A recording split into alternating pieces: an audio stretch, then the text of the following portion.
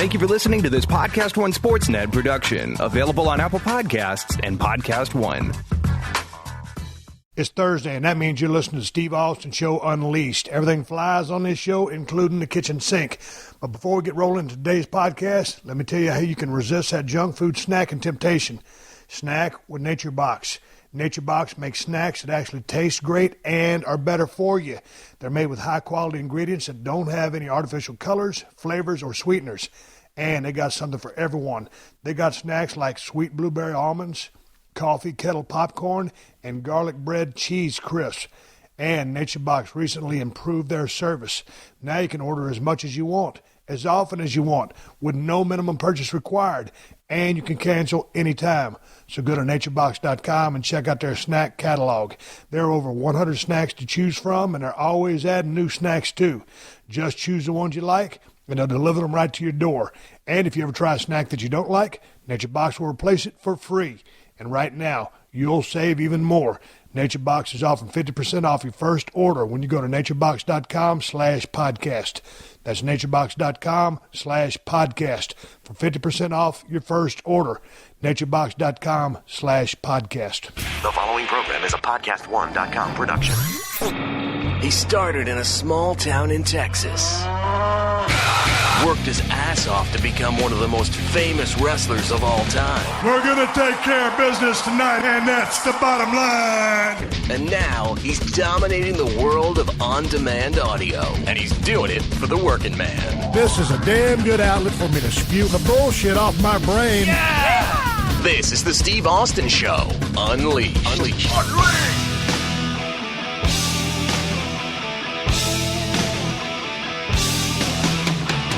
All right, everybody, welcome to Steve Austin Show. I'm coming to you from South Texas. I'm at the Broken Skull Ranch. Ted Fowler, 361, is standing on my left. He's about 6 feet away. My wife, Kristen, is on my right. She's about 10 feet away. Boy, we're having fun. I'm more like 30 feet away because you gave me the long cord again. God damn it. I started trying to do this open about 15 tries ago, and now Ted Fowler, he's got a red T-shirt on, and his face is about as red as that T-shirt because he's madder than a hornet because he had some good shit on the other open, and I had to cut him off and redo it. Teddy, it's like I say in a wrestling, but he's got to get your shit in, so take another swing at it. Maybe it'll make the blooper reel. Ain't a bad idea. We had a hell of a goddamn blooper going there. If we can, see, I never send those in. That's a good idea. I'm gonna start sending Stacy all the bloopers. Oh, fuck that. The whole show's a blooper. Who am I kidding? It's the award-winning podcast that ain't never gonna win a goddamn thing. Kristen over there shaking her goddamn head. We was rolling along on the open a while ago, and she threw a comment at me. There was a complete roadblock, and I said, you just shut me down. It wasn't a roadblock. You just didn't know how to go with it. I didn't know how to hurdle it, so it was a roadblock. So I said, fuck it. It's my show. I'll push the stop button. Then I'll push the record button. I won't put that in. And then you push the stop button, the record button, the stop button, the record button. Goddamn, baby girl, we had such a good day today. Why are you yelling at me now? Because you gave me a microphone. My wife gets mad when I handle that microphone with the 30-foot cord in it. Welcome to the show, Kristen. It was a good day today. We spent all day today getting things accomplished. We do work out here. Were you happy with everything that got done? I am very happy you got your car registered. I got a pickup truck that sits in my barn out there. It's a 2003 Chevy pickup. It's white and pewter. It's two-tone. It's got a white camper shell on it. I never drive a son of a bitch, Teddy, because when I come down here, I'm either in a rental-car and I don't drive in a pasture because I got Kawasaki mules and a Ford Bronco to pull a feed wagon. So I'll put my city truck out there on the goddamn Broken Skull Ranch. So it just collects dust and sits on a trickle charger. But with my wife having her SUV down here, Teddy's got his truck. If I want to go do something, I can't go. Well, I did go. Teddy, can I borrow your truck? I need to pull something into town. My wife ain't got a damn trailer hitch on a BMW. I'm kind of fucked. It ain't no good asking another man to borrow his shit. Teddy, can I borrow your truck? I feel like a goddamn punk. You don't like borrow nobody's shit either. No, you're absolutely right. I mean, that's why, I have so many different vehicles. If one breaks down, I don't have to borrow somebody's truck to, pull my work trailer. But no, you're absolutely right. That's like, using somebody's grill. Hey, man, yeah, come over and use your grill. No, motherfucker, you can't. I knew when I asked Ted, I said, man, you mind if I borrow your truck to take something into town? He's like, God damn it. What am I going to say? Thank God I brought an extra set of keys. Anyway, went over to Three Rivers. It's a town about 40 miles from the ranch to get my truck inspected, get the tag up to date. I had a camper shell on that pickup truck because when I met Kristen, what year did I meet you? 2004. I can't believe we're still together. I'm grayer and I have less eyebrows. It's been a goddamn long 12 years. It feels like 30. I love you, baby. Anyway, I bought this truck brand new off showroom floor for my buddy in Dilley, Texas, Trey Tyndall. And it's white and pewter, got a white camper shell on it because when I bought the ranch, me and Kristen would drive back and forth with the dogs in the back of there, in the camper shell. And goddamn, I had an exhaust system on that truck. One time Kristen was driving, I got back there to hold something. I realized how loud that motherfucker was. Because Shona, back when she was alive, we used to always get real panicked back there. Well, after I rode back there for about 15 miles, I realized why she's panicked. And then I had a pretty good buzz. I was smelling them exhaust fumes. Fuck. So we never did that again. What were we driving back and forth down here? Well, I just thought of a story because last time when my niece was here, you put all the trash back there and you forgot about it. So when I went to the dump, when I went to the grocery store, I reached in there to put the groceries in there. He had left the trash in there for about 3 to 4 weeks, and there were maggots growing out of that. Well, here's the thing. What my wife means there is, like, when we do all our trash pickup over here, got Teddy out here, us out here, we make a lot of trash and put in green hefty bags. You can tie them up. Well, about once a week, we'll make a trash run into Tillin to the junkyard and dump everything in the bins out there. That's how we get rid of our trash out here. So y'all know me, I wrestled for about 13, 14 years, global icon, national treasure, been land-based with a bunch of steel chairs. I don't remember a goddamn thing. So we load up all the damn trash bags in my pickup with a camper shell on it, and I drove into town, and I ran all my other errands, but I forgot to dump the trash at the junkyard. So, hell, I just left them there because the side windows are smoked, so you can't see in there. Right. So I figured, well, what the fuck, I did good. Went and ran some errands. Well, my wife goes to pick up her niece. And it's in San Antonio. Which is 90 miles away. Truckload of maggots. You got a truck full of trash with maggots in it. Boy. And there is no room. It's one of those the small cabins in the back. Or cabs, whatever. My wife was not too happy with me, to say the least. Hey, but the maggots got the ride of their life, all right? Round trip to San Antonio. Yeah, they did. Anyway. I had to get rid of them. We went into town today to get that summons registered, and I went over to Kinsale Ford because ain't nobody here in town works on shit. So I drove down there, and I called a lady in the courthouse. Everybody in Tilden's so nice. I told a lady, I said, I need to get registered. I said, do I need to come get a permit for y'all? Or what I do? She goes, we can give you a permit, or you can just chance it. I said, yeah, fuck it. I just risk it. I don't give a fuck. What are they going to do? Give me a ticket? I got my paperwork with me. I got my registration, my insurance. I'm going to Kinsale Ford to get it inspected. It's an honest trip. So if I get pulled over, that's about as honest engine as you can get. So I said, fuck it, baby. Get in. We're going to haul ass. We're going to eat Mexican food, get my truck registered, and it's got to get inspected. See, that's the thing. It's been sitting in that barn so long, Teddy, I didn't think it's going to pass inspection. Little shit. With the rats chewing on the wires, didn't think one of the blinkers was going to work. They was going to have to keep it for a day to do some shit to it, so I was kind of concerned. Yeah, because they check everything down to the lights on your license plate, your turn signals, your windshield wiper, your horn. Yeah, so being that the vehicle had sat that long, I'm really surprised that the rats didn't, sabotage something. So I want to give a shout out to Kinsale Ford, man. I went down there and they was doing the inspection of my truck, and they did an awesome job. And I told the guy, he came around and talked to me again. I said, man, y'all got like a bin or something like that, a garbage bin that I could put that camper shell in because I don't want it no more. The window was all fucked up. Hell, you patched it up I don't know how many times for me, Teddy, putting struts and new windows in it. Right. So I was done with it. We're not hauling the dogs back and forth from California to Texas anymore. It's a badass-looking pickup, 2003 Chevy. It'd look a lot better without that camper shell on there. And the motherfucker don't serve a use no more. It hides garbage. It had a bed liner in there. Yeah, it hides garbage. That it does. Hit it so good I forgot about it. So I just said, man, we don't have a bin or nothing, but we can take it off for you. Man, they took that camper shell off my pickup truck. I felt like I was driving a brand new fucking rig. I was driving down the highway. We was driving back. We ate Mexican food and everything, and I was driving back 70 miles an hour. I wasn't even speeding. You said 68. 70, 68, same shit to me. When they ate Mexican food. Hey, man, if you ever go to Three Rivers, Texas, and you like Mexican food, there's a place on the edge of town. What side of town would that be on, Kristen? The side towards Georgia West. The south side, yeah. South side. Jalisco? Something like that. Yeah. I don't know what it's called. Is it Jalisco or Jalisco? I didn't know if it was an H or a J. It was a J, so it was Jalisco. I think it's an H. Yeah. Oh, an Jalisco? H? Jalisco. But it's pronounced, but it's spelled with a J. With a J, yeah. Yeah, I was just ribbing you. And Still Cheers. Still Cheers is the theme of this open. Oh, by the way, Santino Marella is my guest on today's show. I got a direct message from him the other day, Teddy, and he said, "Hey, Steve, I picked up hunting. I'm really enjoying it."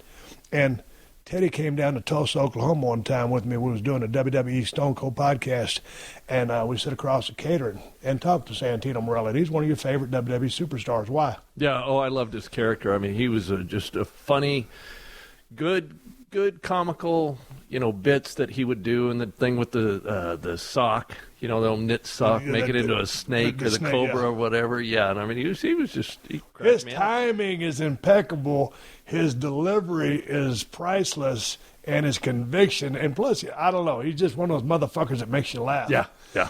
He had been running down to Condemn for about 6 weeks. We did a piece of business together. But goddamn, it was great to see that a guy up there in Canada, pretty much a city slicker, just decided to, pick up hunting, enjoy being in the outdoors, and he's going at that. So, hey, Santino, keep that shit up. We appreciate you getting out in the outdoors. But anyway, where were we? He's coming up next in the podcast after I finish stumbling through this fucking open. It's been a long day, man. I feel like, Kristen, would you hit me in the head with a skillet? It might jar something and get some creativity in this motherfucker. Ted, what'd you do today? We was gone all day. It's too wet to do anything out here. What the fuck did you do? Just took a nap, watched a little TV, got my Netflix working. You motherfucker. No, dude, I fixed the doors, fixed the bottom of the one door out in the pavilion. Fixed our screen. Yeah, jerry rigged that screen So we door, don't so get now locked you won't get locked out. Yeah. We got the Damn it. painting stuff ready for me for tomorrow. Some what? Painting. I'll be painting our bathroom. Oh, man, we had a leak in the bathroom, and some water got down there and stained the roof or stained the ceiling. And Teddy patched that up just with some caulk or something. Yeah. This shit dried up, and we had a damn leak. Man, anytime anything goes wrong with the vehicle or the damn house or something like that, I just hate that shit because I don't know how to fix nothing. I can tear anything up, but I can't fix nothing. Most of the stuff I can muddle my way through and repair, not sure, how to do it, just trial and error. Teddy always asks for the owner's manual. That's what I was fixing to ask you. Good goddamn, can my wife collect a bunch of damn owner's manuals of everything we got? Every single, to the microwave, to the TV, to the refrigerator, I've got the owner's manual. Yeah, but they come in handy. Yeah, because you fixed our refrigerator yesterday. Oh, man, we came in. I don't know what the fuck happened. We got it's just a double-door refrigerator, regular brand. But we can't put anything in it because it freezes everything. Well, that's what I was fixing to say. Yeah. All of a sudden, we showed up and we put shit in there, and it's freezing.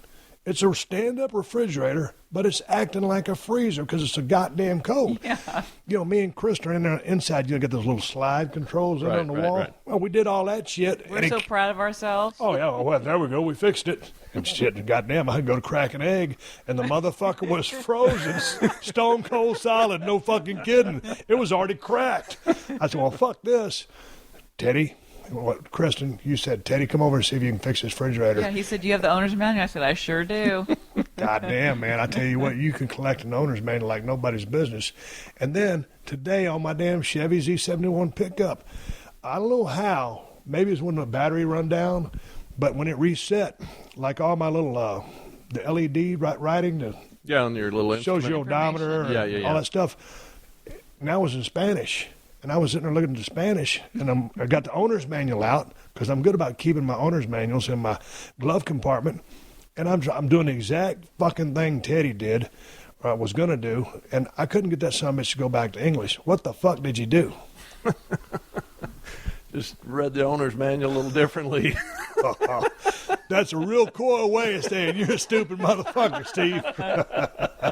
No, dude, I just, grabbed I read the owner's manual and started pushing buttons and, came to a Spanish word that kind of, resembled language. And then I, hit that bottom button a couple, 2-3 times. And then it said, once it ran through all of the different languages, came on English. And I said, there we go. Yeah. Hello. God. Yeah, probably couldn't do it again, but it's working now. God damn it. Teddy, if you ever ask me to borrow my pickup, the answer's going to be no. Goddamn. No, I'm just kidding, Teddy. You can use my truck anytime you want to. Just fill it up with gas. No, that's the rule. Because there's such people that borrowed my shit back in the day. Say, hey, man, can I borrow your pickup truck? Because I always got a truck. Yeah. How do you live life without a pickup truck? And they bring you shit back and don't fill up the goddamn tank. Now, what's the cardinal rule when you borrow someone's shit, Teddy? You top the tank off. Got to do it. Did you hear what he said? He said top the tank off. Fill it up.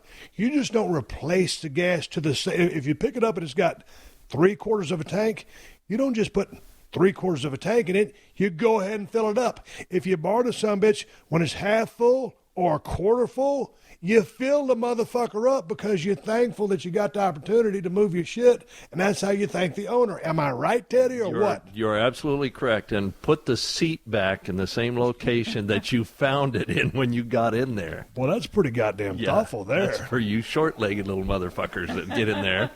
Yeah, and then I take my 6'5" ass in there and, bang my knees on the dashboard. Yeah. Always, yeah, man. That's bad when we go to the car wash in Marina Del Rey, man. Your seats are all fucked up and the passenger seat's still flipped up, They've got them moved up all the way to the dashboard. So they can vacuum behind the seats and don't you can move barely it. get in there. Yeah. But anyway. But you try to squeeze in there anyway. So anyway, fill the motherfucking truck up or your car up, whatever you borrow, you fill the motherfucker all the way up. Don't go halfway.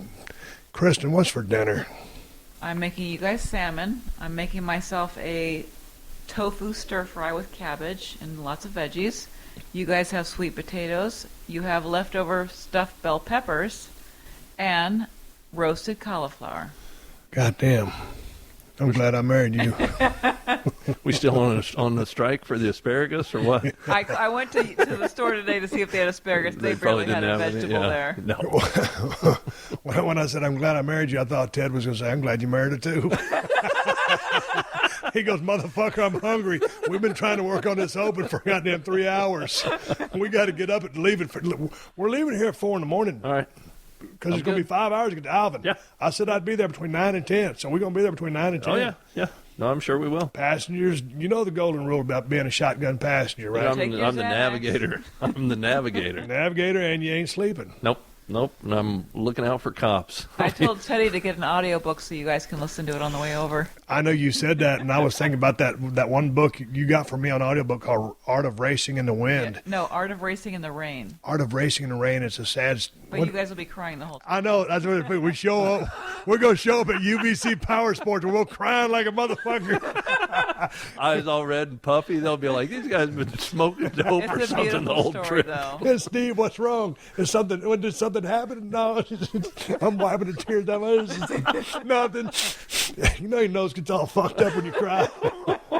Chris not damn near started crying the other day. Someone talked to me about putting dogs down or something on a Tuesday show, and I started having those memories. I was like, God damn, we're going to change the subject of this motherfucker. The toughest SOB in the history of the WWE crying on his fucking podcast.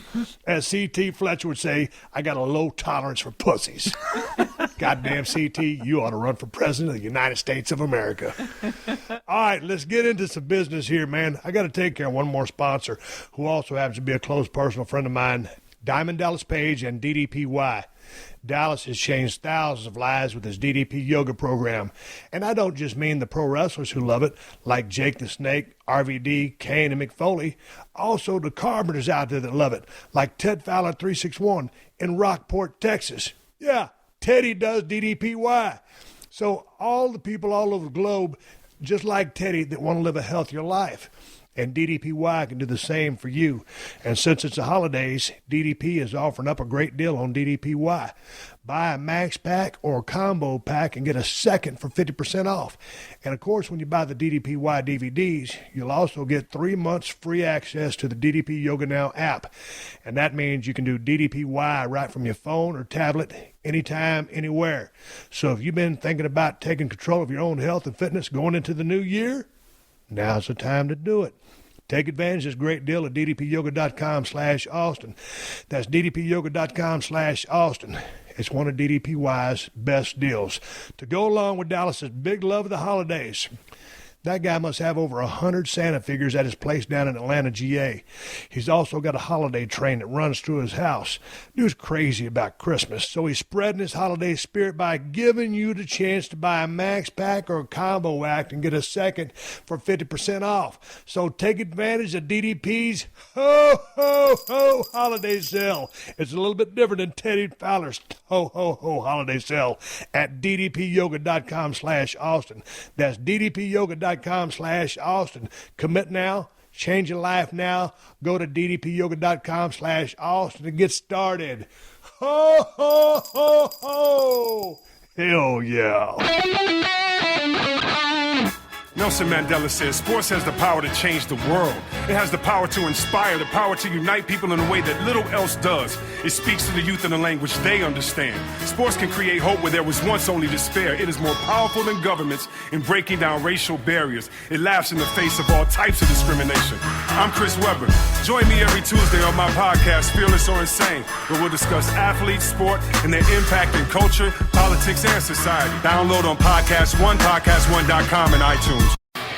Steve Austin, Unleashed. All right, man, I'm sitting there rolling sound. I'm out here at the Broken Skull Ranch in the middle of nowhere. It's deer season. It's just got finished raining about 4 or 5 inches. We're trying to do work here at the compound.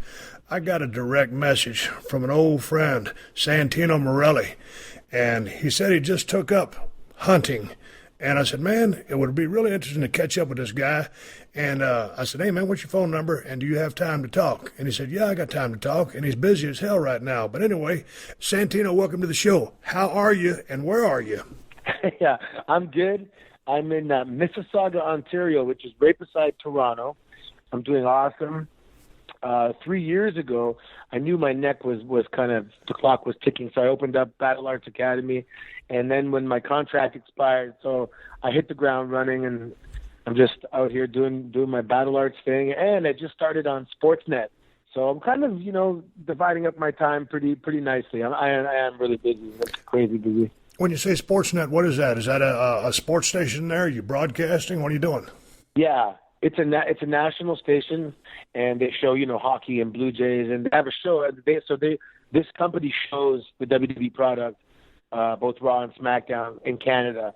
They have the license for it. So then we do a show called Aftermath, where we just kind of critique our wins and fails about like the last show. Who else does the show? Jimmy Corderas. He's on the show. Oh, man, tell Jimmy I said hello. He was a dear friend way back in the day, and he reffed many of my matches, and it was awesome as a referee. Yeah, he's great. Hey, man, last time I saw you, we were at catering at a WWE event. I don't remember if you were working full-time or you were working part-time or what your capacity was, but we were sitting there and we were talking neck surgeries because it seems like everybody with a neck surgery just kind of, you trade war stories or you trade, hey, how you feeling, what's your process, what was your procedure, what's going on, how you feeling, how are your extremities, you know the deal. And as I was talking to you, you said you had a screw kind of backing out. And I was like, oh, man, I think you were eating an apple or I was eating lunch. But I was like, man, that doesn't sound good. And it turns out, I guess you had, 3 different neck injuries? So how is your neck now? And how did you get in the position you're at with your neck with respect to the surgery? My neck there wasn't one occurrence. Like yours, I remember, was one major occurrence. This was wear and tear. So I was doing judo since 9 years old. We had to do 1 million neck bridges, and then I wrestled in high school and university. And I actually herniated a disc in university. I had take a year off competition. So I was always protecting my neck. I knew it was there. I worked around it. I wouldn't do crazy things and backflips and land on my head and everything. And I would get these flare-ups where, I couldn't move at all. I was always pretty good with my extremities. That wasn't a problem. It was the localized pain. And, you know, they sent me to see, originally it was Dr. Youngblood, and he did an MRI, and he told me that you don't need surgery yet. And I'm like, yet? I didn't know it was that bad. And then basically the time between flare-ups got shorter and shorter. And one day I was about to wrestle Jack Swagger, and I'm warming up. And I look at the doc, and I can't move my neck like a half inch either direction. Like I can't go out there.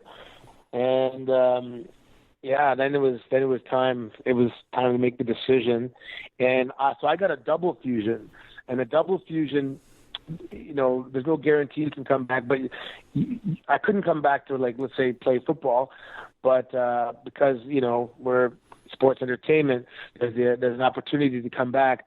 And then it just didn't get to the point where, then I had the issue where 2 screws came out. And when they did the follow-up X-ray, they saw them coming out, and they're, you know, saying that they'll probably just get locked in with scar tissue, and that would be the end of it. But if it progresses and if you get some throat pain, you know, let us know immediately, because if that screw rotates and punctures your esophagus, it would have been super bad, like eating out of tubes in the hospital for 6 months bad. So one day we're at tribute to the troops. I'm with Damien Sandow, and all of a sudden it felt like I got strep throat in about 15 minutes. And I said, oh, no, this is what he talked about. So I made the call. They flew me in the next day, and they took out all the titanium. Luckily, 3 months had passed by, so it fused, and I didn't have to get the hard collar. And, it wasn't completely fused, but it was enough to walk around without a collar. And then I just tried to, get myself well enough to come back, and it just never got to the point where I was comfortable enough to do a back, consistent back bumps. Well, it's funny, and not funny, but, once I got dropped on my head, and I'd already had spinal stenosis, a narrow spinal canal, didn't have a whole lot of space. So, I was already in harm's way to begin with. And then, when I got dropped on my head, I bruised my spinal cord. And then I was, at the time, seeing a real famous doctor out of New Jersey area, Dr. Joseph Torg, who was kind of at the forefront of quadriplegia-type accidents, and that's an axial load on the top of the head.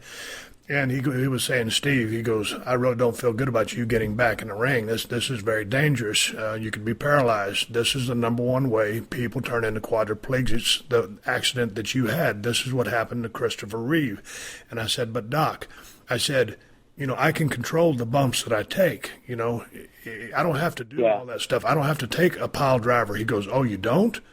Because he didn't know that it was a work. And I said, I said, Doc, I said, it's cool. He goes, well, if you're telling me that, then you can go back into the ring. And this is after about 3 or 4 months of being on the sidelines. And then, I still had, intense pain in my anterior delts where my shoulders were still burning. But once he understood that I can control my destiny with respect to bumps in the ring, he cleared me to get back in the ring. And, of course, I made it till about 2000, and that's when I had to get C3-4 fused. I was originally going to be a 3-level candidate, but Youngblood went a conservative route and just fused the 1. So anyway, I eased back into the ring, and it was a little nervous at first, just starting to take bumps again. Anybody that has a neck injury is going to be a little hesitant when they first come back. But it sounds like you were really coming back a little bit on the early side. What were your thoughts trying to get back in the ring when you weren't sure about how your neck was, going to take the pain, the punishment, and the stuff that you were going to put it through?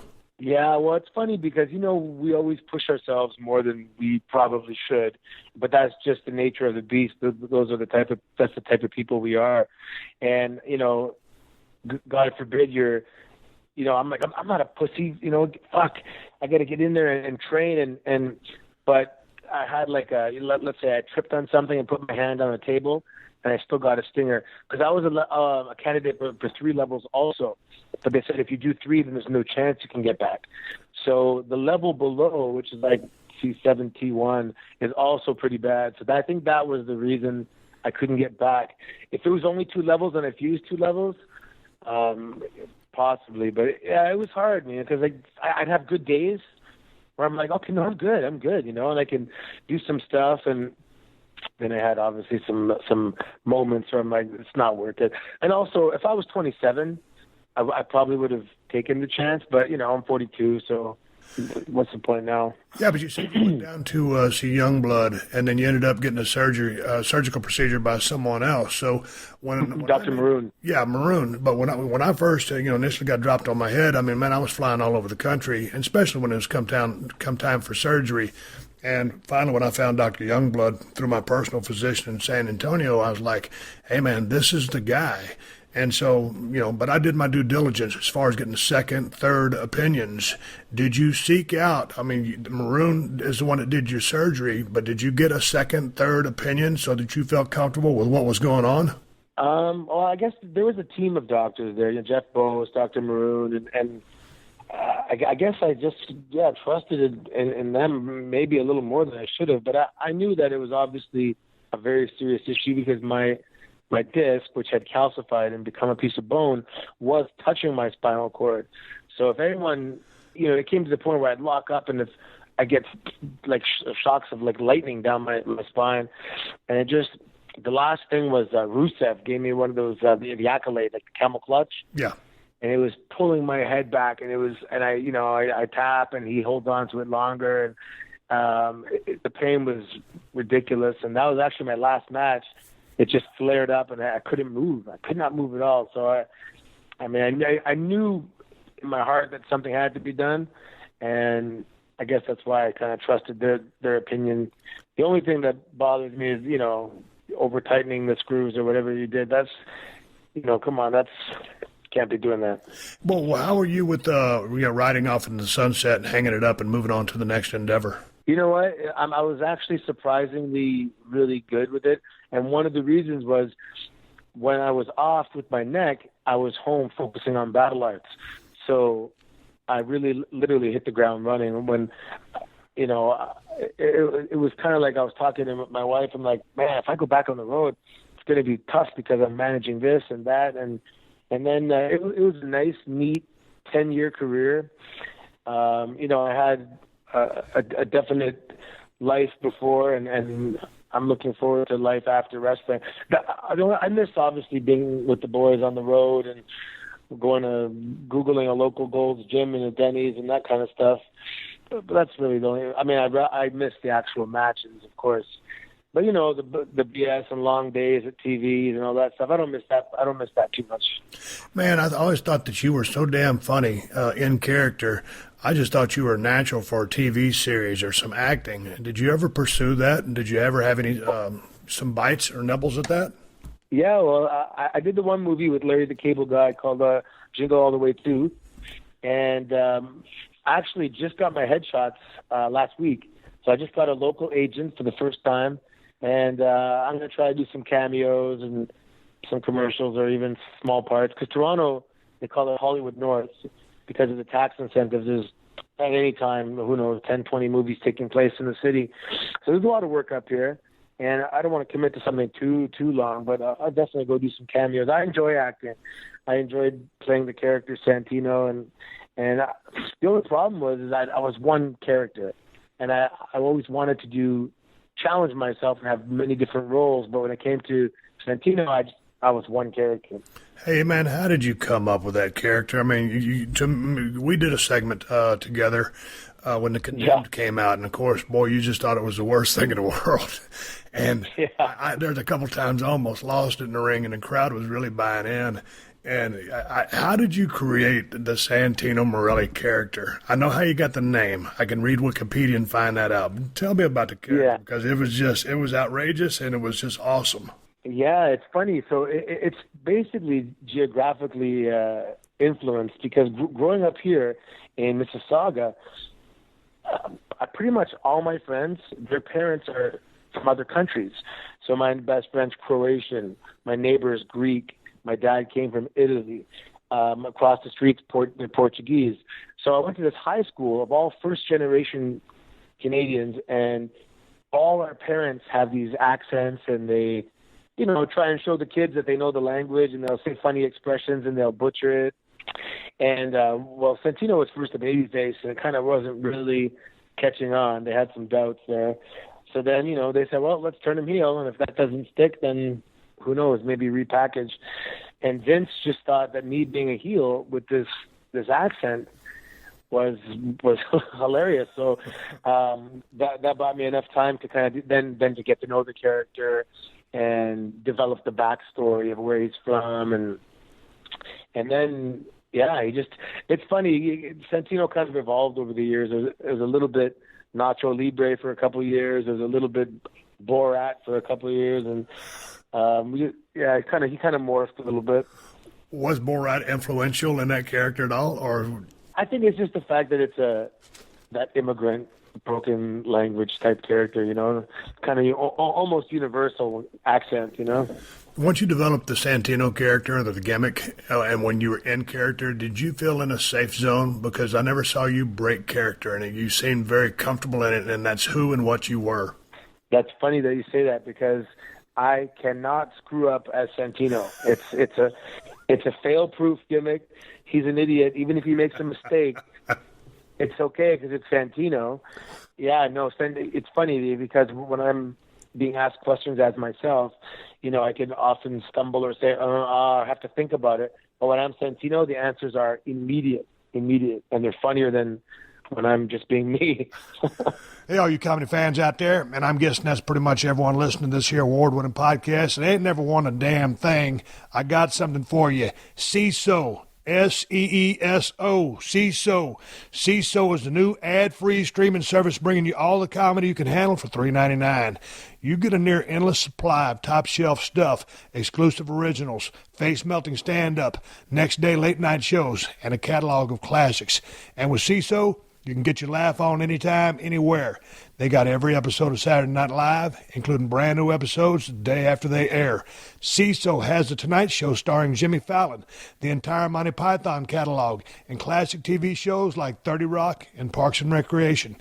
And like I said, they got originals too, like Hidden America with Jonah Ray. This is CISO's fake travel show where the places are real, but the people are not. And right now, you can try CISO free for 2 months when you use promo code PodcastOne at checkout. Just go to SEESO.com and sign up for 2 months free with promo code PodcastOne at checkout. That's CISO.com, promo code PodcastOne. Did you always have those comedic skills? Were you funny as a kid? Were you the class clown? Yeah, I was a class clown. I did some MC stuff at school. I was always a class clown. And then, doing judo since 9, it's like I found something that combined grappling and comedy, and it was like a perfect fit. See, that's the thing about it. Because you were so damn funny, I knew that you were technically proficient in the ring, but, until I started reading about you, I had no idea you had a shoot background with judo, and you were also, an amateur wrestler going back to university. What got you interested in judo of all things? Because growing up in South Texas, we're not exposed to those things, and I know there's a 10 years between myself and you. Is Mississauga a hotbed for judo, or is that just something that's available in the area? Yeah, no, it was a fluke. I would watch kung fu movies and pro wrestling, and when I was 9 years old, I said, "Ma, I gotta pursue martial arts. I'm destined to." I just felt the calling, So my mom looked in the Parks and Recreations magazine, and there was karate, kung fu, taekwondo, judo, all this aikido, and the one that fit her schedule happened to be judo. And judo's never been the most popular sport around here. It's popular around the world because it's an Olympic sport. Yes. But, it was never one of the main ones. Like karate and taekwondo and kung fu was always more popular. But I fell in love with judo, and it got in my blood. And, I competed for Ontario, for Canada. I was national champion at one point when I was in university. Judo gave me, I joke around saying judo gave me all the skills I ever needed in life. I moved away from home at 19 to go train with the national team and just surrounded myself with Olympic athletes. And my whole thing was the 2000 Olympics. That was my goal since I was a young teenager. And, I did things like I sacrificed going to let's say the school dance because I had a tournament the next day and I was cutting weight or whatever it was. And everybody that just had this regular school life, I had the school life, plus I had this whole judo life, on the weekends. I was lucky because my parents are awesome, and my dad would drive me to provincial training camps on the weekends and drive, 6 hours for a tournament. And I was really lucky. But the judo is slowing down a little bit now in terms of the amateur system here because of, Brazilian jiu-jitsu is super popular, Right. and MMA. So again, we're taking the back seat, but those that know judo know it's awesome. It was interesting though, because you said judo fit into your mother's schedule, so that's what you ended up doing. With the judo base and so much hip involvement, is that rough on your hips? Do you feel any pain from all the years of judo? It's funny because my hips are my last thing. I haven't been injured yet, but I still have good hips actually. Even when I do some judo, some of the guys are like, "Man, you still got your hips," but that's it. It is hard on the hips, especially when you do one throw. You kind of have to hit your hip out sideways to kind of get the right spot. So it can be pretty hard. But I had one of my throws. I would do this drop down throw where I'd drop on my knees and get underneath you and throw you over. I did that so much as a teenager that I had knee surgery at like 17 and 19, both legs, just because of the ferocity of the impact on the knees. Yeah, judo guys are like we're pretty crazy. It's just like wrestlers, and basically when I did my wrestling, I just adapted my judo to be able to compete in the wrestling rules, and the transition to MMA was pretty easy because of all the grappling. So how far did you take the MMA stuff? I was in Japan, and I went there to kind of learn to be a pro wrestler, and I found out that they just trained like the pro wrestlers and fighters train the same. So I did some competition, some pancration stuff, and then I did one fight, like what do you call it? Like a UFC style fight, and that one I lost. So I won a few fights before that, but and then I got banned. So I got knocked out that fight. It was funny because I switched to southpaw, and I got punched right in the neck. Like a judo James Bond judo chop to the neck, yeah. And so I didn't get a concussion or knocked out. It was like an instant chokeout, and then I overstayed my Japanese tourist visa, so I was banned from Japan for a year. And because I was doing really well and I was choking out everybody, the guys from Pride came to scout my fight, and then I got knocked out, and then I disappeared from Japan. So it looked like I couldn't process the loss and just took off. Well, dude, with all the wrestling background, MMA background, and judo background, I mean, that's real alpha stuff. Like, how did you put the ego aside or put the alpha aside and transform into Santino with the gimmick walk and all the mannerisms? It was a tremendous character.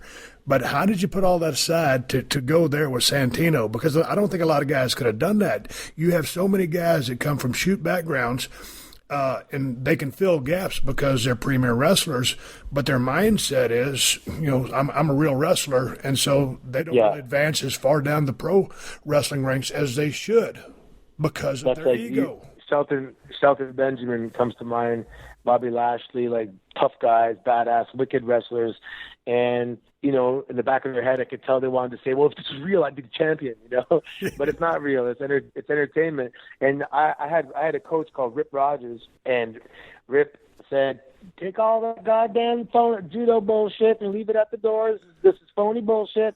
And if I say someone's gonna hit you in the head with a feather and you're gonna get knocked out, guess what? You're getting knocked out. It's just as phony when you win as when you lose. And it was just exactly what I needed to hear, Yeah.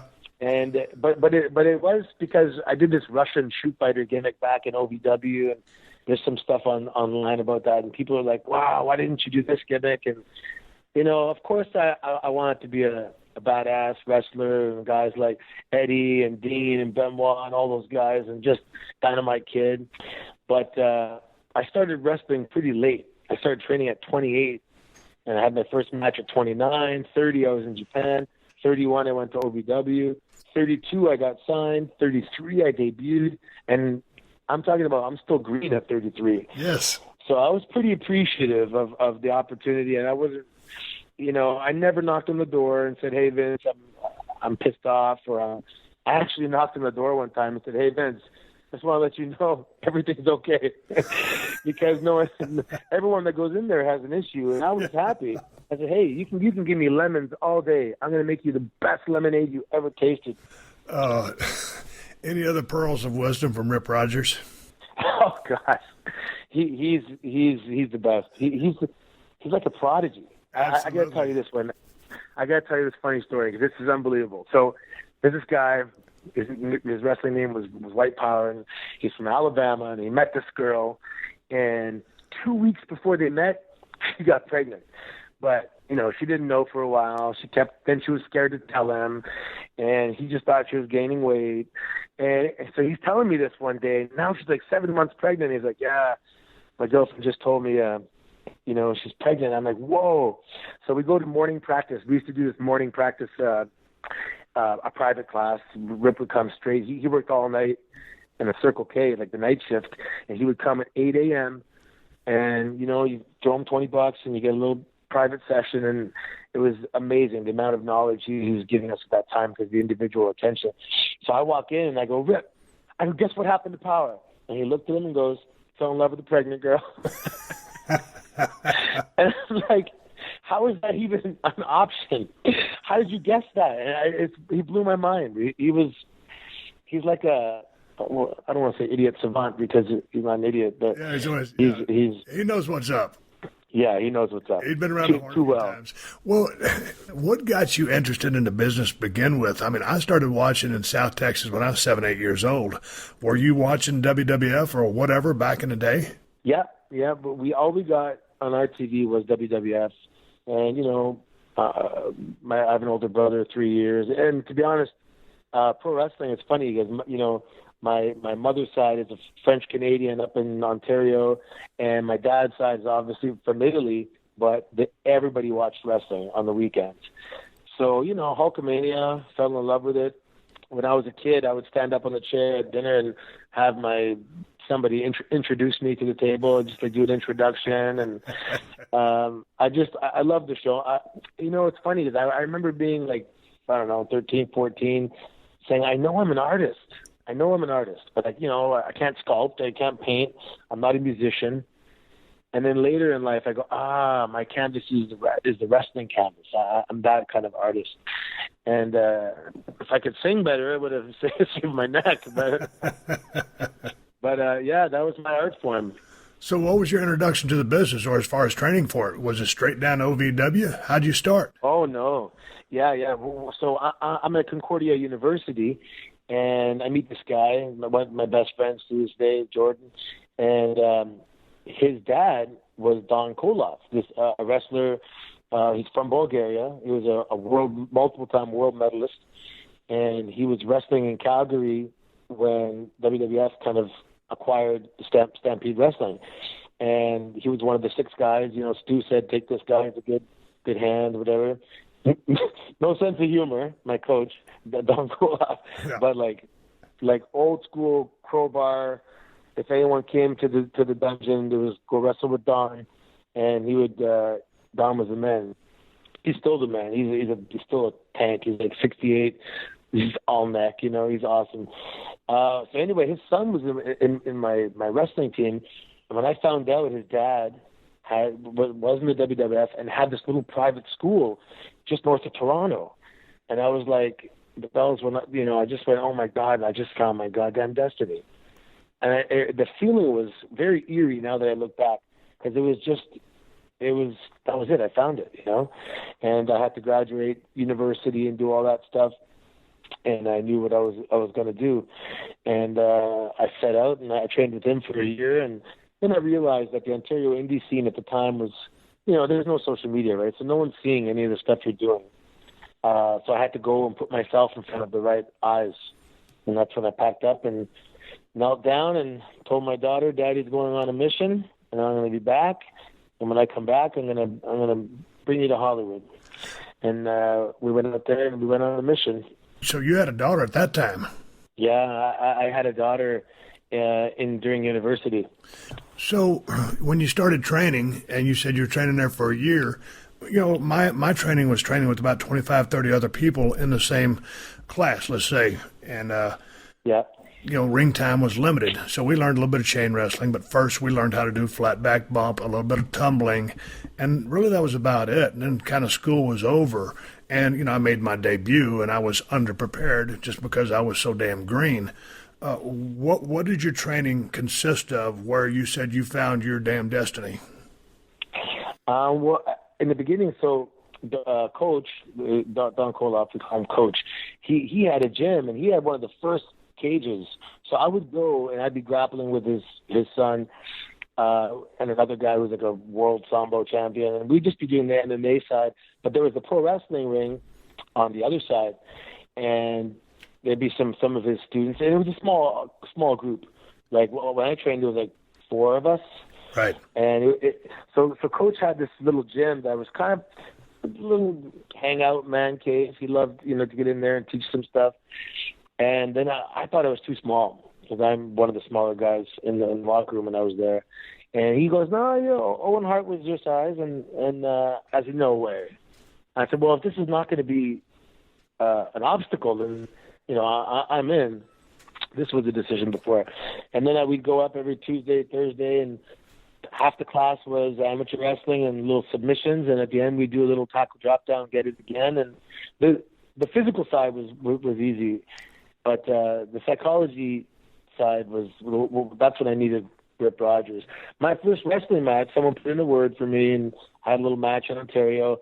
And I swear I thought it was partially shoot, because Coach is telling me, "Listen, don't let these guys take advantage. Like, if they're gonna just start giving you the beats, don't sell it. Take over." So I went in there, and my first 5 matches, I actually just met a guy a few weeks ago. Jake O'Reilly wrestles here in Ontario, and I haven't seen him since one of my, the time I wrestled him. Shit, that would have been 13 years ago. And I said, hey, Jake O'Reilly, long time no see. I want to apologize for the beating. My first few guys got beatings, and I'd see them talking after the match, kind of raising their hands, saying, "What the fuck was that? This guy just beat me up." So I didn't. Yeah, I had to learn. There was a big learning curve. Were they not smart to your amateur background or your judo? Oh no, they knew. They knew. They just didn't do anything about it.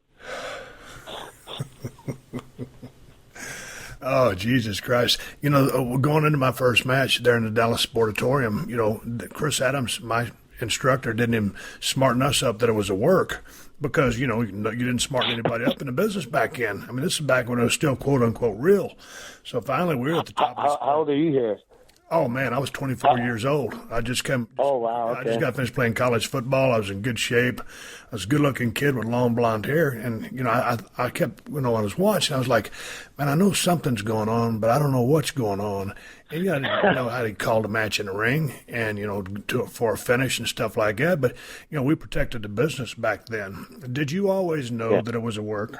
Well, I'd see guys in headlocks kind of talking to each other when I was a kid, and I'm like, oh, man, are they telling you what to do? And, so I had an idea. But then, you always kind of want to believe, so you'll say to yourself, yeah, I mean, it's fake, but sometimes it gets real. Sometimes they get carried away, or you could tell these guys have a real problem with each other, and they're going to solve it in the ring. And so, like you said, you don't know how much, but I had an idea. Yeah, I wanted to go back just because one thing you said about 5 minutes ago when you asked Koloff, hey, man, am I big enough to do this? Or if this is going to be almost a waste of time, I shouldn't do it. I think that was a very smart thing to consider, because I don't think a lot of people take into consideration, their physical merits or mental merits or things that are going to help them. Let's just say, okay, someone walks in, whatever height and weight they are. Hey, man, what's the pros and what's the cons to who and what I am as far as it relates to trying to get over or be successful in this business? And so I just want to point that out, because, a lot of people, it's not for everybody, and not everybody's cut out for it. And sometimes you'd like to say that, hey, man, you can overcome anything in life, but that's not necessarily true. It's not. And if you do that, you're doing them a disservice. Yeah. So I think you need to take an honest approach, and you took an assessment, and, hey, it worked out for you. Yeah, he put the number in my head, 230 to get to 230 pounds. And I got to 220 something, pretty good shape, and that was good enough to get signed. But now that I'm a coach, and I have, let's say, 30, 40 students, and I'll be honest and I said, listen, if you want to pay your fee and you want to come join the pro wrestling club and play around and do our student shows, that's absolutely fine. But if you look me in the eye and you tell me you want to do this for a living, well, then I'm going to be real with you. And I have a couple kids that are they're great, talented, 5'11", 6 feet. You can't walk around and you can't show up at 160. You can't show up at 138 pounds. You're going to get hurt. And I'd be doing you a disservice if I said you wouldn't. And I've become brutally honest with these guys. And it's the same thing. And I got that from Rip too. He swear a lot more, but he'd say, if you're a fat piece of crap, eat tuna and work out. And if you're skinny, and, lift weights and bulk up. And you don't have to go figure it out. All the answers are out there, but you have to be realistic. And then there's guys like, right now, James Ellsworth, and there was Spike Dudley, and just having them kept that hope alive, so there is a chance, because those guys have been there, and from time to time they get these little scrawny guys, and it sets up a lot of young kids for disappointment. Yeah, but sometimes, there's that spot that's custom made for that person, but, it's not like it's, always going to be there, but sometimes that opportunity opens up, and, like a James Ellsworth. I mean, right now, he's figured in real good. It's a great spot, and see how long it lasts. Got to take a minute here to thank another fine sponsor of the Steve Austin Show, and it's a sponsor that's going to help y'all all get a good night's sleep. Boll & Branch. You need more than just a comfy mattress if you want to sleep like a champion. You need comfortable, soft bedding to ensure you make the most of your comfy mattress. And thanks to Boll & Branch, you can sleep on some seriously luxurious sheets for a fraction of the cost. Boll & Branch bedding and blankets are made from pure 100% organic cotton, which makes them really soft. And you buy everything directly from Boll & Branch, so you're basically paying wholesale prices. I've seen the prices of luxury sheets. They can set you back about $1,000 in the store, but with Boll & Branch, you can get luxury sheets delivered right to your front door for just a couple $100. And people love these sheets. Boll & Branch has thousands of 5-star reviews. Even 3 U.S. presidents sleep on Boll & Branch sheets. And here's the best part. You can try them for 30 nights. If you don't love them, you can send them back for a refund. And to get you started, Boll & Branch is giving you $50 off your first set of sheets when you order at bollandbranch.com and use the promo code STEVE. That's bollandbranch.com and use the promo code STEVE to get $50 off your first set of sheets and free shipping. If you're in the market for a car, then you need to check out TrueCar.com and the TrueCar app. TrueCar gives you the price and information you need to feel confident about your purchase. When you register with TrueCar, you'll see what other people in your local market pay for the car you want. From there, you can connect with a local TrueCar certified dealer and enjoy a more confident car buying experience. TrueCar shows you real pricing on actual inventory, so you see competitive pricing offered to you by TrueCar certified dealers for vehicles that are actually on their lots. TrueCar makes car buying easy, no matter if you're looking for a brand new or a used vehicle. There's over 500,000 pre-owned vehicles available from TrueCar certified dealers nationwide, and there are over 13,000 TrueCar certified dealers. And over 2 million cars have been sold to TrueCar users by the TrueCar certified dealer network. TrueCar users save an average of over $3,000 off MSRP. So when you're ready to buy a new or used car, visit TrueCar.com or download the TrueCar app to enjoy a better car buying experience. Some features not available in all states. Hey, let's shift gears, because before I was talking to you, I called you on the telephone and I said, hey, man, you got time to do the podcast? And I asked you what you were doing. And you said, well, I'm fixing to go coach this. I'm fixing to go coach that. I mean, you're teaching pro wrestling. You're teaching MMA, correct? I coach the judo. Okay, so you coach the judo, but you also have a pro wrestling school, correct? Yeah. We do pro wrestling and MMA, and we focus on the 3 Olympic combative sports, so Olympic wrestling, judo, and boxing. And we have, we're a part of Boxing Ontario and Judo Ontario and all that stuff. And then we have the MMA guys, like the Thai boxing, the submission wrestling. So when I trained in Japan at the original Battle Arts, that school closed down while I was on the road with WWE. And one time I was back in Japan and I met up with Yuki Ishikawa, who was the owner of the original Battle Arts. And he was trained by Carl Gotch and Fujiwara. And he's a walking encyclopedia when it comes to submissions. And he was retired from wrestling, semi-retired. driving truck. And I said, would you consider coming to Canada? And he's like, I'm there. So I said, excellent. And I got called, and he's the reason I opened Battle Arts, because I knew that these guys were going to be getting a world-class education with regards to submissions and stuff. So I got on the horn, got an immigration lawyer, and then we got him here. And the stuff he's done with these kids, his specialty is taking an average person and making them really good at grappling. And then, God forbid, an awesome athlete walks in, and he's going to become a super grappler athlete. And we have some wicked athletes down here. Okay, let's talk about the pro wrestling part of it. That's the part in which you head, right? I mean, you're the head of all of it. You own it, but you're leading that class. Yeah, so Toy does his name's Toyohiko, as we call him Toy. He does the foundations, and then, being up there for so long and listening to how many conversations I've had with Arn and Mike Rotundo and Ted Finley and all these guys. So I know exactly what they want. And, even Scott Armstrong, we're watching local indie guys have a tryout match. And I know exactly what WWE is looking for. And I'll critique and polish up the psychology. And if there's bad habits they have, I'll tell them, listen, this is a direct from Vince. Don't put your hands on the ropes and keep them there when someone's giving you a shoulder in the stomach. It's a pet peeve for him. And again, plus it doesn't make sense anyway. But so they have a really, really good education. And then what we do is we have a show once a month, and family and friends, and we pack up. So in my gym, I have a little arena called the Don Koloff Arena, and we could comfortably sit 400 people. And we put on shows. Originally it was pro wrestling, but then the byproduct is I got this awesome venue, and we do boxing, kickboxing. It's wicked. I just getting my liquor license too, so it's going to be really good now. And then we sit down, we watch the tape. I pause it. I'm sure they get sick of how much I pause it, and I critique everything. And I'm just honest with them, and I'm like, just pause. Let's say I look at one of my students, Martin. I go, Martin, that punch was shit. Come on, man, practice. I have to be honest with them, and we critique it. So they're getting a wicked education.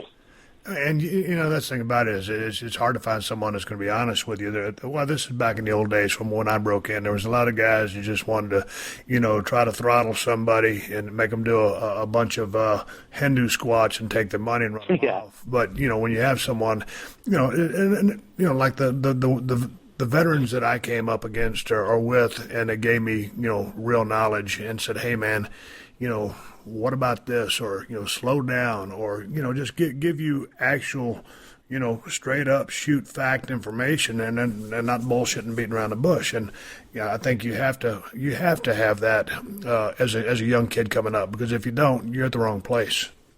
Yeah, because you're going to make every mistake. But if you make it and you're not aware that you made it, well, you're going to keep making it. So you need someone there to definitely point it out.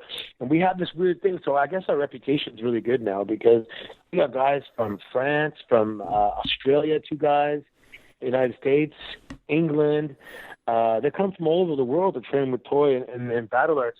And one of our he's a wrestler, but he got hired as a referee down in NXT. And he's like, yeah, the reputation down in NXT is the reputation of Battle Arts is really good. And so because what we used to do is some of the earlier matches, like the young guys that aren't kind of our main guys yet, we'll make them shoot 2 hours before a submission wrestling match, and the guy that wins gets to win that night in the show, which for me, for my dollar, is the most entertaining thing you could possibly do. It's awesome because these guys do not want to lose because they want to win tonight in front of their friends. And oh God, it's awesome.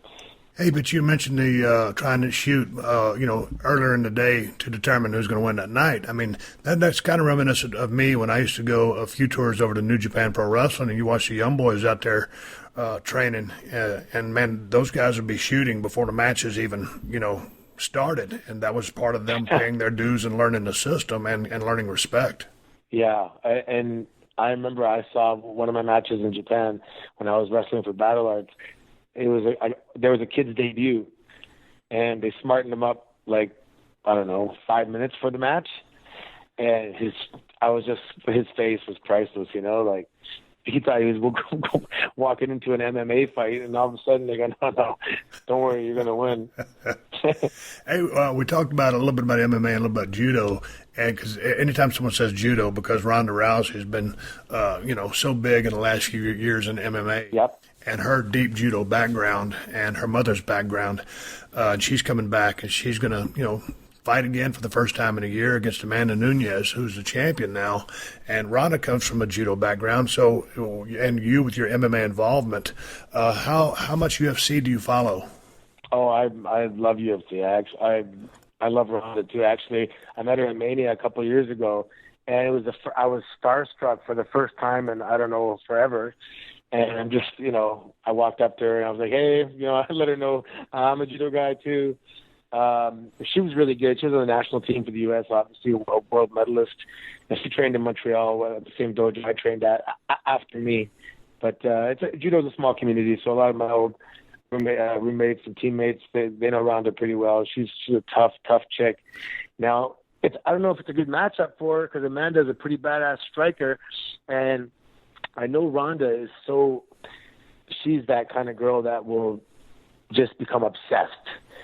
And I know for the last year, she has been doing kickboxing and Muay Thai and boxing like a madman, just training. So she's going to come with some new artillery, and all she needs is enough of a striking game to be able to get that clinch.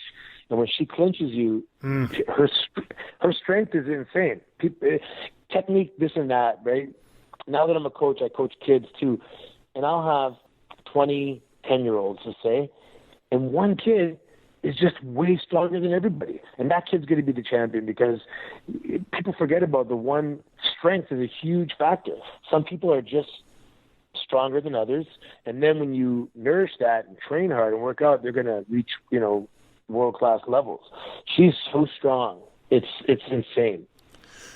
I know. I just think, I go back to a couple of times, Misha Tate fought her, and Misha Tate's, who recently retired, I was a big fan of, but she almost kept rushing into Ronda, and every time she rushed her, Ronda would throw her down. I was like, golly, you're running into a buzzsaw, and when this woman gets her hands on you, I mean, it's over, because like you said, that's how strong she is. So it'll be interesting to see what happens as far as, Amanda Nunes' strategy, because I'm thinking she just wants to, keep space, use her hands, and keep Ronda's hands off of her, because if Ronda gets a hold of her, I mean, it could be immediate armbar or just the fact that she has that tenacious strength that you keep talking about. But I'm looking forward to seeing the fight. I'm not an MMA expert, but this is a heck of a matchup that, I get every UFC pay-per-view anyway, but I'm damn sure getting this one.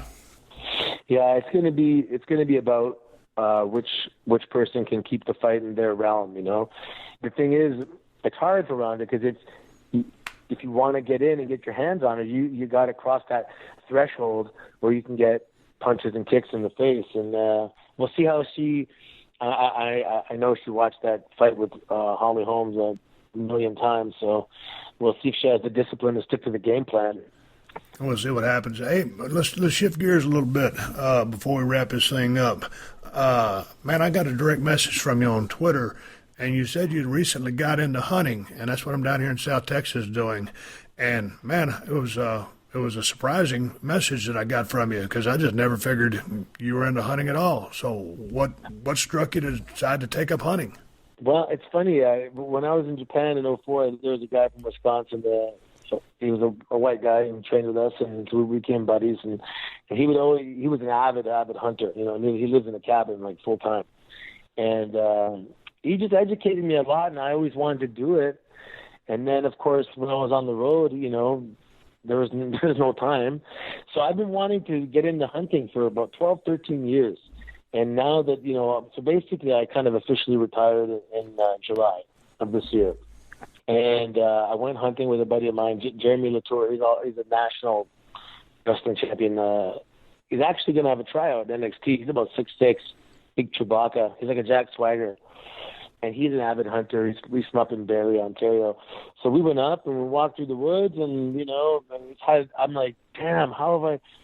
It was even better than I thought it would be. And, like Ted DiBiase Jr., and he'd be telling me hunting stories, and some of the boys hunt, and I just was always so interested in their stories that I actually had a pretty good foundation of knowledge just from asking questions, and but now I just took my course.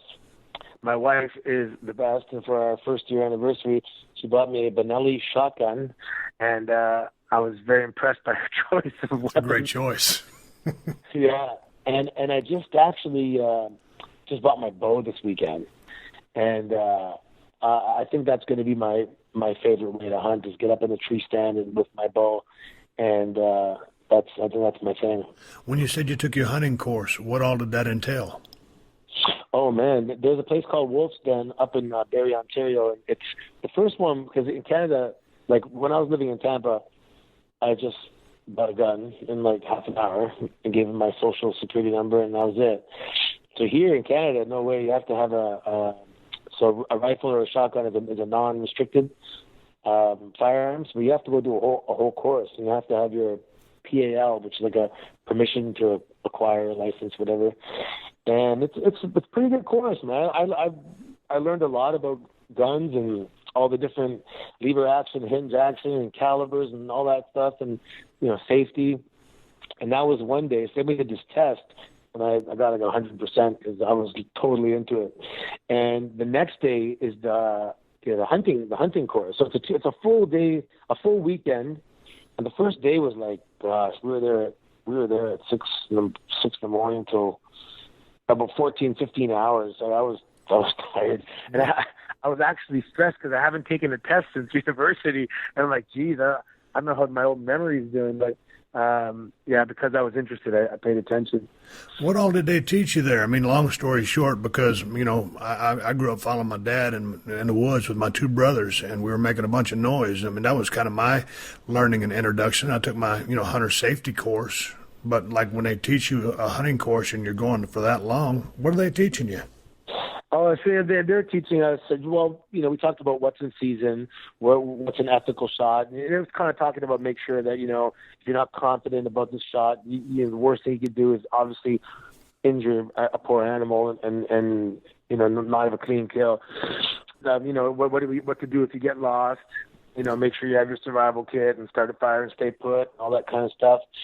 They talk about for here. Okay, so for example, if I want to go get a buck, I have to go get a buck tag and just the limits and regulations. And there's a different license for migratory birds and how many geese you can get. And just there's a lot of information. It was a total one-time thing, but I dig the fact that they're smarting you up on, hey, what is an ethical shot? Just because you have something in front of you and it's not presenting itself in the proper fashion, you don't just shoot. You wait for the right shot to come up, and then you take action. Not just any shot, an ethical shot. So I think that's damn good. As far as your bow, and a lot of people would just grab a bow and they say, I'm going bow hunting. Well, they're not proficient with that bow because they haven't spent enough time, enough hours, enough shots from different distances on a 3D target or whatever they're shooting at. So they're not proficient with that bow.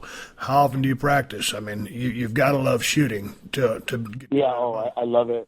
Well, I just bought the bow on Saturday, so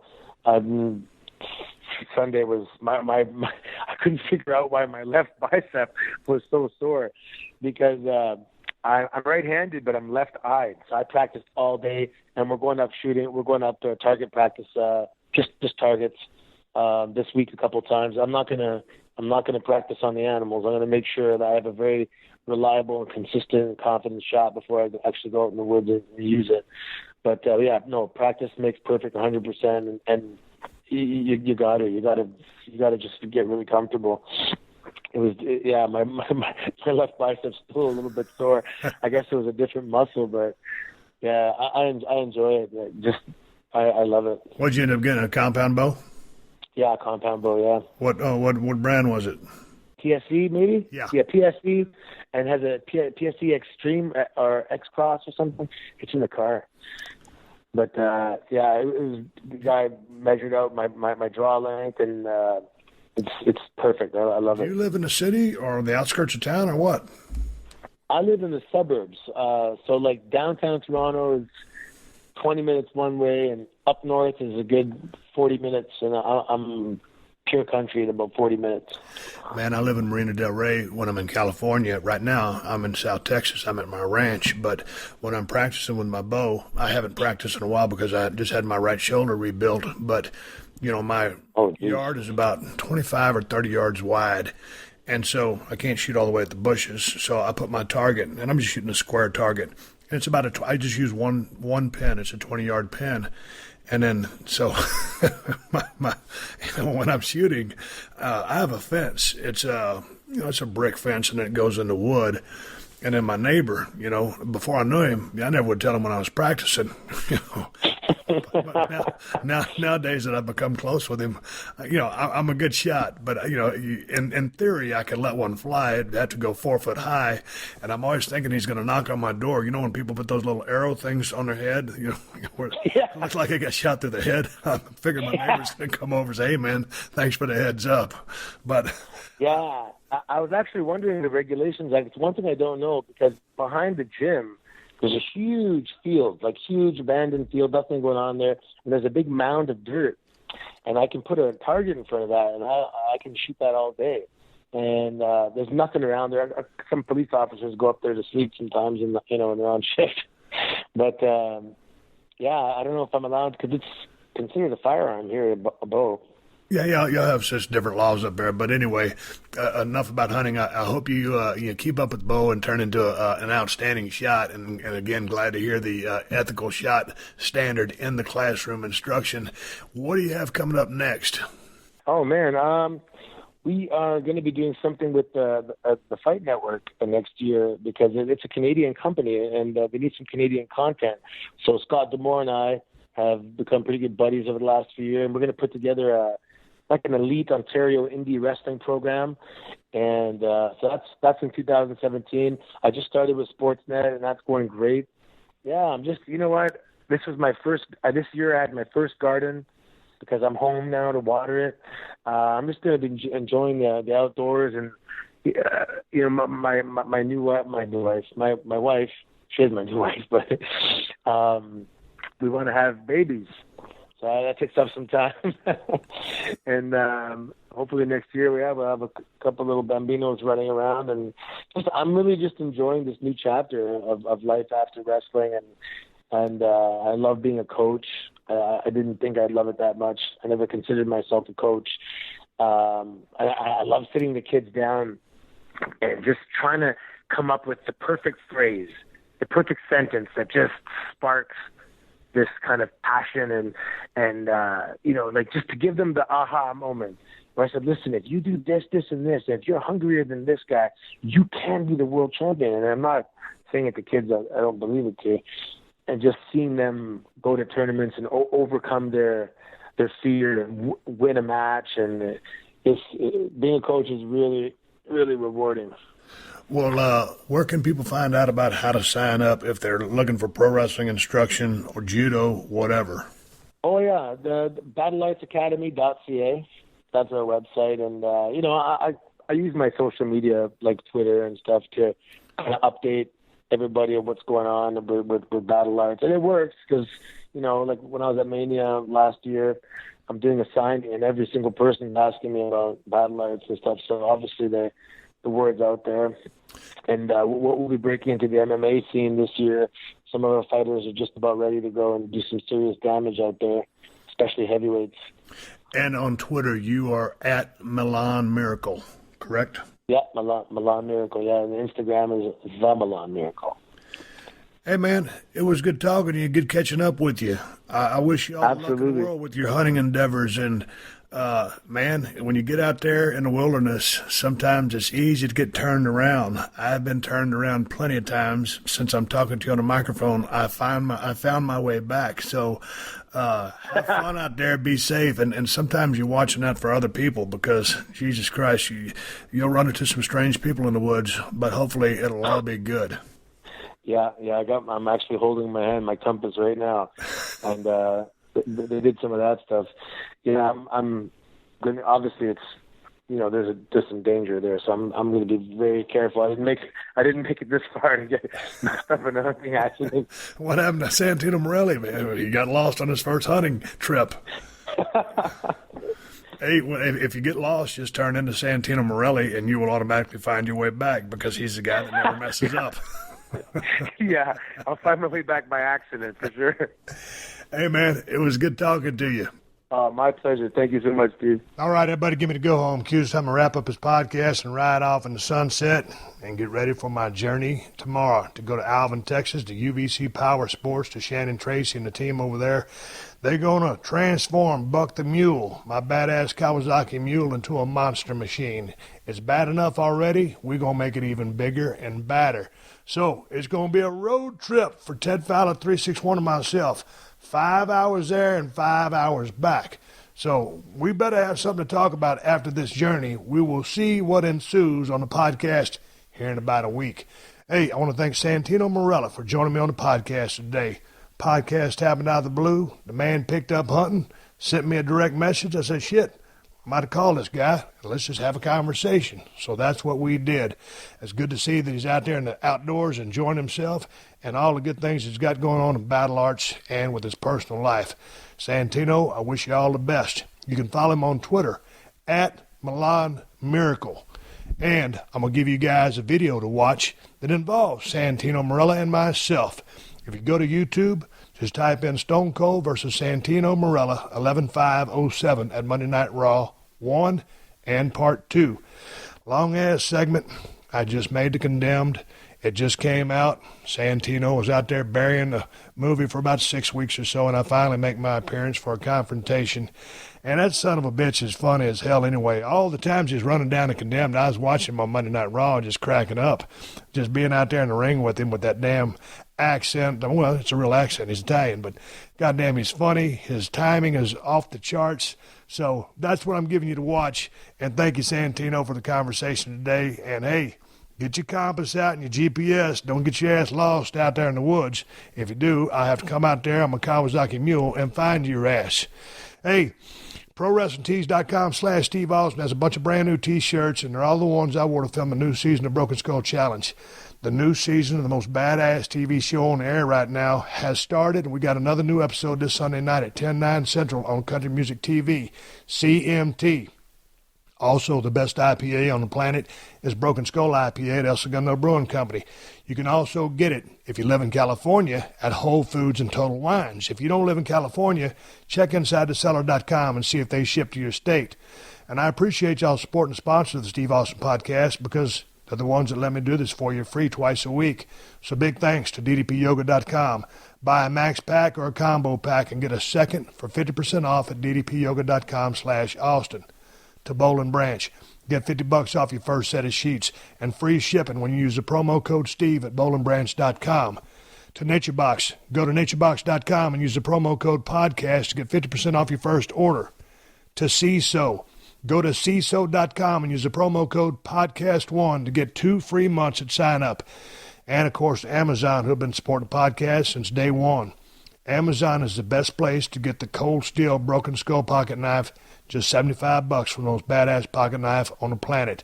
And if you order the Cold Steel Broken Skull knife through my Amazon links, Amazon will kick back a percentage to the podcast. It won't cost you nothing extra. There's no hidden fees or charges. You can buy whatever you plan on buying and help out the podcast in the process. And you can find all my Amazon links by going to PodcastOne.com, clicking on the Killer Deals button in the top right corner of the page, and then hitting the Steve Austin Show button. I got Amazon links for Amazon USA, Amazon UK, and Amazon Canada. So again, go to PodcastOne.com, click the Killer Deals button in the top right corner, and then click on the Steve Austin Show. Bookmark it so you can find it easier. And hey, keep listening. The 60-second AP News headlines are coming up next. Until then, my name is Steve Austin, and I will catch your ass down the road. Download new episodes of Steve Austin Unleashed every Thursday at PodcastOne.com. That's PodcastOne.com.